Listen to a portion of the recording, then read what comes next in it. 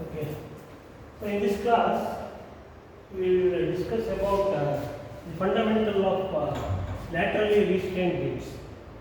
So you know that in sense of materials, that a beam is a structural member which can take transverse loads. Transverse loads means perpendicular to the axis. So if this is the axis of the beam, so these are called as transverse loads which act perpendicular to the axis of the beam, and due to that, you know that the beam deflects like this. So it's a flexural member, so it deflects like this. So depending on the nature of deflection, you can take it as hogging nature or sagging nature. So in the case of a simply supported beam, you have the sagging nature like this, and the bending moment that is going to develop. So for this deflected shape is taken as positive in the design or in the analysis.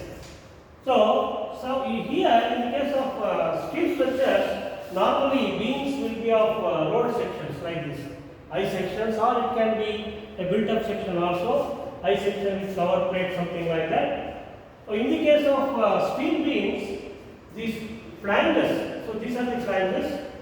So if it is simply supported beam, top flange is subject to compression, bottom flange is subject to tension. So these flanges, they will take care of the bending moment, and this wedge portion, it takes care of the shear. So that is the concept in the design of IS rolled steel sections. Now here, what happens if suppose if this flange, compression flange, because I will take this as a simply supported beam, top flange is compression flange, bottom flange is tension flange. If this compression flange is not supported or restrained, restrained means fixed. If it is not fixed or supported or restrained, then there is a possibility of buckling. So lateral buckling, we call it as lateral buckling. So lateral buckling may take place, suppose if this flange is not restrained or supported. So to avoid that lateral buckling due to torsion, because torsion will develop.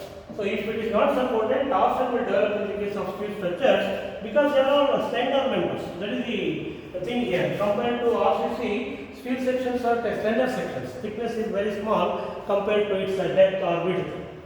So in that case, we have to avoid that torsion buckling. To avoid the torsion buckling, so this compression flange is supported. So different ways of supporting compression flanges are there in practice. So one of the methods is, so this compression flange is embedded in concrete slab. So this is the RCC slab. So RCC slab, it is embedded. So that is one way. So that this top flange is supported now or fixed. Or you can provide shear connectors. Shear connectors like this, angle sections. In form of angle sections, you can provide shear connectors. These shear connectors are welded. See here. These are the weldings. So they are welded to the flange of this rolled section. So there is another way of giving the lateral stability. And the third way, suppose this is plan. So there are columns here. You can see these are the columns. In plan, columns are seen like this. And these are the main beams. Let us say beams are running in both the directions. So these are the main beams and these are the cross beams. You can say are secondary beams. Now in such a case also, if the lateral stability is not provided, so these columns as well as the beams, they will be subjected to torsional buckling, and to avoid that, we are going to provide this cross bracing. You might have seen this in steel structures, high-rise steel structures. Cross bracings will be provided like this. So that is another way of having lateral stability. And in some cases, suppose if two beams are interconnected like this, a diaphragm is provided to have the lateral stability. So these are some of the cases wherein practically these beams are made laterally supported or restrained. So if you refer the book, you can have some more cases also. Now, if you avoid lateral torsional buckling, then the beam becomes stiffer. So the main three requirements in any design of a beam, so these are the three basic requirements. So any designer should follow these three requirements. That means if a designer satisfies these three requirements, then it is a perfect design. The first one is the strength criteria. So the beam should satisfy the required strength against bending and shear. Normally, beam is a flexural member, so it should satisfy the maximum bending moment. It should take care, and also maximum shear. It should take care. Normally, maximum bending moment and maximum shear force, they won't occur at the same section.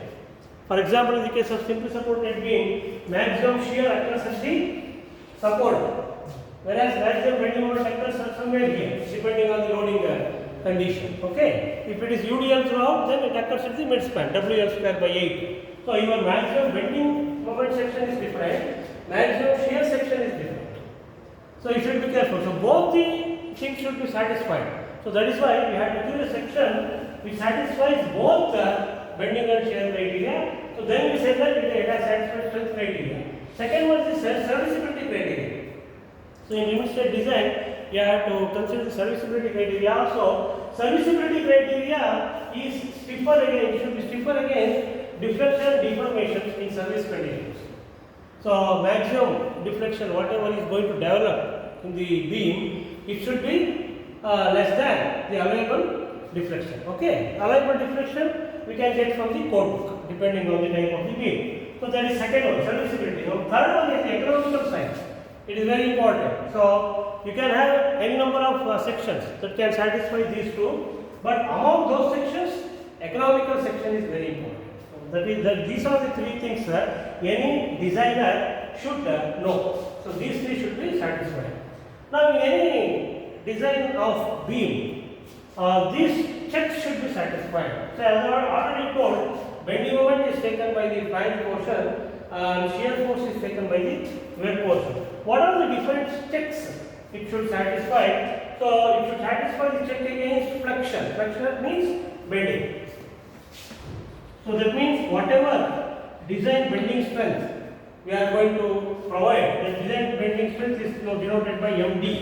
Whatever MD design bending strength we are going to have for that particular section, it should be greater than maximum bending moment.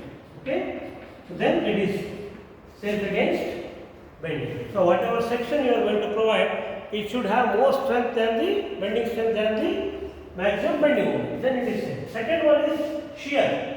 It should satisfy the shear criteria also. That means whatever shear VD, so design shear, we call it as design shear VD, it should be greater than VU. VU means that is maximum shear force. So that is shear criteria. Or at the most it can be equal, greater or equal you can say. Next, the third one is the torsion buckling.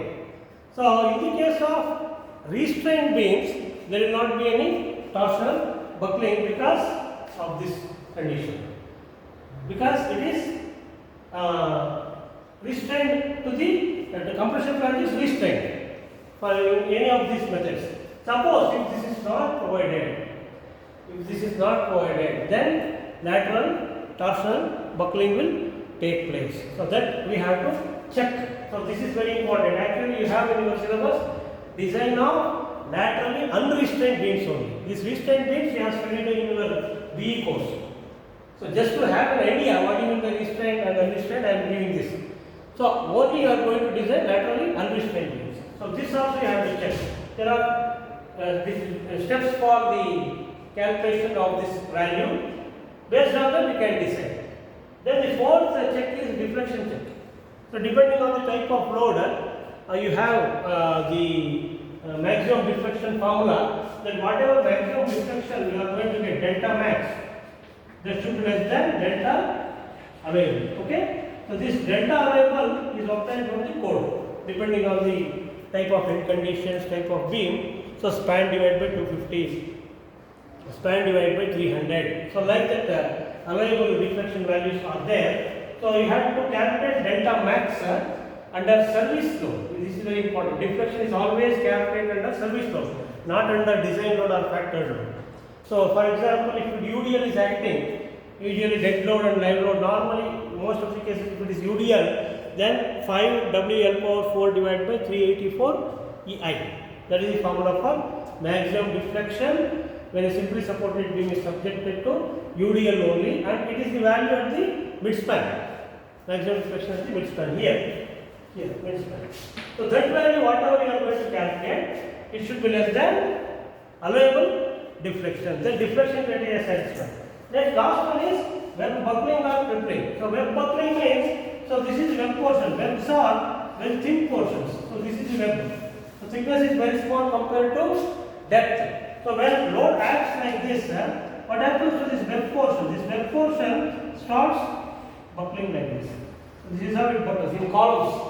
So this web behaves as a short column. So buckling will take place. This is this concept is called as web buckling. So buckling should not exceed a certain limit. So that also we have to check. So crippling means sometimes what happens, there may be a chance of buckling at the bottom of the web.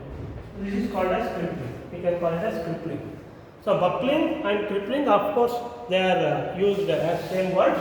So we have to check for this also. This is for the web. So these are the 5 important checks we have to take in the case of design of beams. Now in the case of RCC, this won't come into picture. Okay, because these steel sections are slender sections, we have to check for buckling and crippling cases. Now next concept is in the case of beams, steel beams, you can classify the steel beams into 4 types of cross sections. So these are the cross sections. Road steel section, it can be channel section, it can be angle section.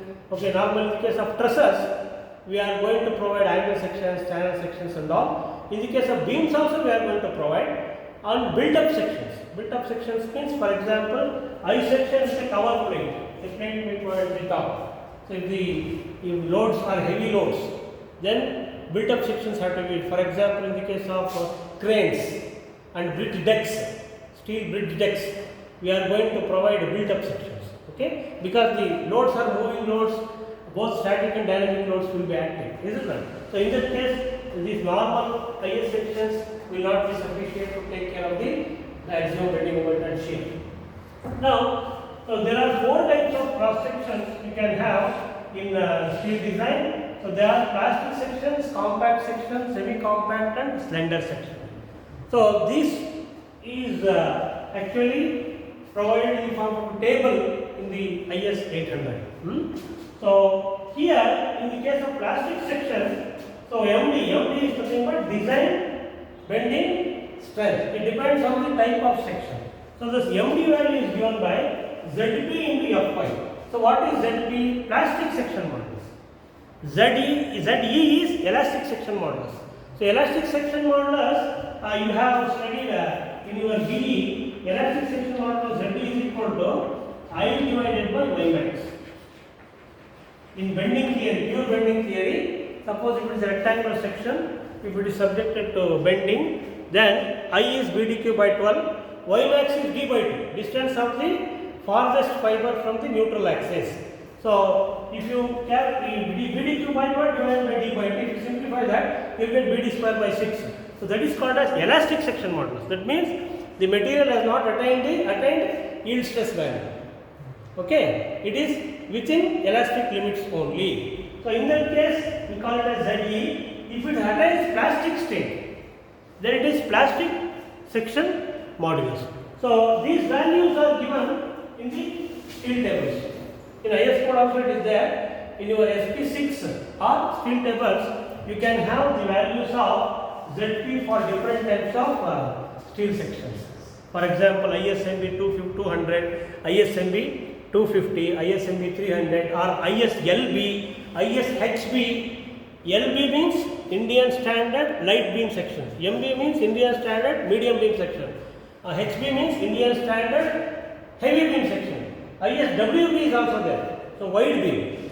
Indian Standard Wide Beam Section. There are 4 types of LB, MB, HB and WB. Okay. So now if the load is very heavy, then you may have to go for ISMB or ISHB.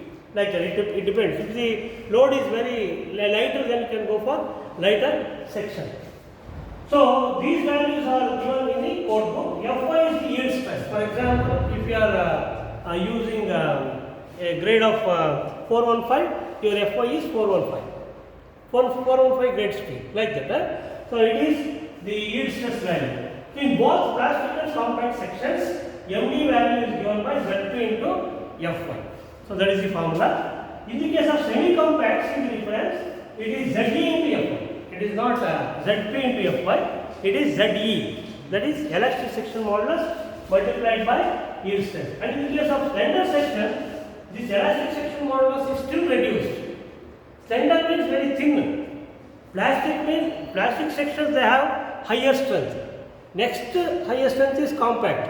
Next is semi-compact. Then the least strength will be for slender. So if a section is slender, it cannot take more load. That is the idea. Okay. In the case of columns also, if a slender column is a long column, cannot take more load compared to a short column. That is the meaning. So here ZEE, effective ZEE is called as effective elastic section modulus, which is slightly less than ZE. So this is slightly less than ZE. So based on the strength capacity of the section, classification is done in 4 ways. So plastic section has got the higher strength. Next comes compact. Next comes semi-compact. Next comes this slender. Please note that always this ZP is always greater than ZE. Plastic section modulus is always greater than elastic section modulus, and the ratio of this ZP to ZE, this ratio is called as the shape factor. I think you have learned about this in your B. And yes, shape factor. So for a particular section, you can always calculate this shape factor. Zp by Ze is called as shape factor. The shape factor is always greater than 1 because Zp is greater than Ze. So these values are also given in the code book or in steel tables. Now there is a graph here which explains these 4 types of cross sections. So if you plot moment versus rotation, rotation means when a load is applied, naturally bending takes place. So that bending, see here, this is the rotation, theta. Got it? So if you plot m versus theta, experimentally they have developed this. If you plot m versus theta on a graph, so initially you have taken a straight line here. This straight line, of course, it gives the elastic range straight line. You have plotted mild steel subjected to tension in SOM.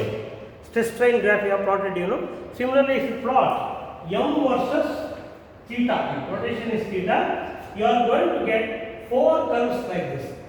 The first curve starts from here and it goes like this.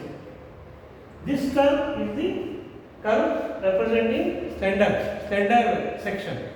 Then still if you apply some load, if it increases like this up to My value. See here, it is up to My value. My is the bending moment at yield stress value. It is the moment at yield stress. My means yield stress. And MP means plastic moment. MP is called as when it is attained the plastic state. Plastic state means permanent deformation has taken place. Elastic state means it is temporary deformation. If you remove the load, it regains its original shape and size. That is elastic state. So second one is semi-compact. Up to My it comes, then it reduces. Then third one is compact. So compact, so there will it increases still further. So there is an ideal line which is slightly more than MP. So compact section means it goes up to that, then it decreases. Then still it further goes. That means if it is in plastic section, you can see that the rotation remains constant. This MP remains constant, but rotation goes on increasing. So it is from here to here, then it reduces. So first is slender. In the case of slender section, what happens? The stress at the farthest layer means this one. If you take side section, this is the farthest layer here, this is the farthest layer here. Got it? So if you plot the bending stress, this is the bending stress diagram. So farthest layers, bending stress will be less than Fy at both the ends. Then it is slender. Then if you go to semi-compact, if it reaches Fy value, at the farthest fibers, then it is semi-compact. Third stage is compact. In the case of compact, all the fibers above the neutral axis and below the neutral axis, they attain the value of F1. See here, see the difference between these two. Here this is the neutral axis. This is the neutral axis here. Whereas here this is the neutral axis. At the neutral axis, bending stress is 0. It is the imaginary axis where the bending stress is 0. That you have studied in your strength of materials. Bending stress chapter, shear stress chapter, both is there. So let's see the plastic velocity. In plastic state also, both the top and bottom, they will be subjected to F1. So these are the bending stress diagram for the 4 different types of cross sections. Okay, now in the case of a beam, when you are designing a beam, either it should be a plastic or compact. The beam section should be either plastic or compact. So if you provide that one, then the lateral buckling effect will be reduced and it satisfies all these criteria. So that means you have to keep it in mind that in the case of design of a beam, the section should be either plastic or it should be compact. Suppose if you are providing semi-compact section, then it may fail. It may fail in one of the criteria. It may fail, and you can never provide slender sections. You cannot provide in the case of design of beams. Got it? So this is how. So you should know the difference between these 4 types of cross sections, and in the design of beam, either you have to take plastic section or compact section. How to judge whether it is plastic section or compact or semi-compact or slender? There is a table in the code, IS 800. So there is a table. I will tell you in the next class. In using that table, you can suppose if ISMB 250 section is given, we have to check whether that ISMB 250 section is plastic or compact or semi-compact. For that, there is some criteria in the table, some ratios you have to calculate. If those ratios are within certain limits, then you can decide what type of section is that. So first initial trial in the case of beam design, you have to choose either a plastic section or a compact section. Suppose if ISMB 200 is failing, then you have to go for higher, ISMB 250, ISMB 300. Like you have to go for a higher section. Once again check it whether it is compact or plastic. Then we have to use that as the preliminary design. Then we have to check these criteria. So in design there are 2 steps. In the first step, preliminary design is carried out. Similar as in the case of RCC, we are going to use the dimensions by some thumb rules. So like that here also, there are some thumb rules in the beginning. So assuming the section in the beginning is the preliminary design. Then after assuming the section, whether the section satisfies all these criteria, its section has to be checked for all these criteria. That is the final design. Preliminary and final design. So this is about laterally restrained beams and what are the requirements of a beam design and what are the checks to be carried out in the beam design and how the cross sections are classified in the steel beam design. Okay.